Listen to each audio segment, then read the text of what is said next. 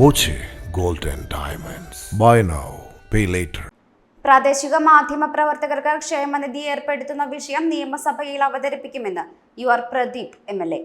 Kerala journalist union സംഘടിപ്പിച്ച ആദരിക്കൽ ചടങ്ങ് ഉദ്ഘാടനം ചെയ്യുകയായിരുന്നു അദ്ദേഹം. അത്തരം കാര്യങ്ങളെല്ലാം പരിഹാരം ഉണ്ടാവണമെങ്കിൽ നമ്മുടെ ഗവൺമെൻറ് തലത്തിൽ തന്നെ ഈ കാര്യങ്ങൾ സംരക്ഷിക്കാൻ, ഈ മേഖലയെ സംരക്ഷിക്കാൻ വേണ്ടി എന്ത് ചെയ്യാൻ കഴിയും?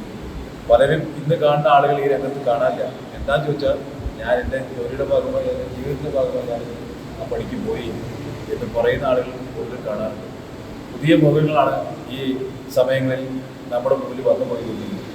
എന്തായാലും നിരന്തരമായി നിൽക്കാൻ, ആ സമയം കഴിഞ്ഞാൽ അവർക്ക് ഭാവിയിൽ പ്രായമാകുമ്പോൾ അവർക്ക് എന്തെങ്കിലും പെൻഷൻ ഉൾപ്പെടെയുള്ള കാര്യങ്ങൾ ലഭിക്കാൻ പറ്റുന്ന രീതിയിലെല്ലാം ഒരു അവരുടെ ജീവിതത്തിൽ ഉണ്ടാവേണ്ടതുണ്ട്. സർക്കാരിൻ്റെ ഇപ്പോഴത്തെ സ്ഥിതി വെച്ച് അത് ഉണ്ടാക്കിയാലും അത് മുമ്പോട്ട് കൊണ്ടുപോകാൻ എങ്ങനെയാണ് ഞാൻ വളരെ ആത്മാർത്ഥമായിട്ടാണ് പറയുന്നത്.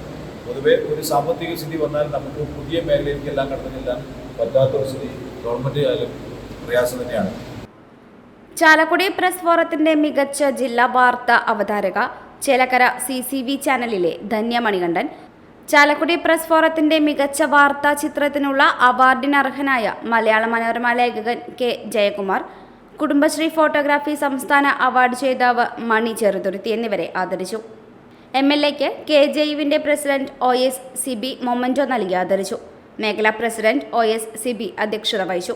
ജില്ലാ president TG Sundarlal, Ajeesh Karkidakath, Stanley K Samuel, MR Saji, Moideenkutty എന്നിവർ സംസാരിച്ചു.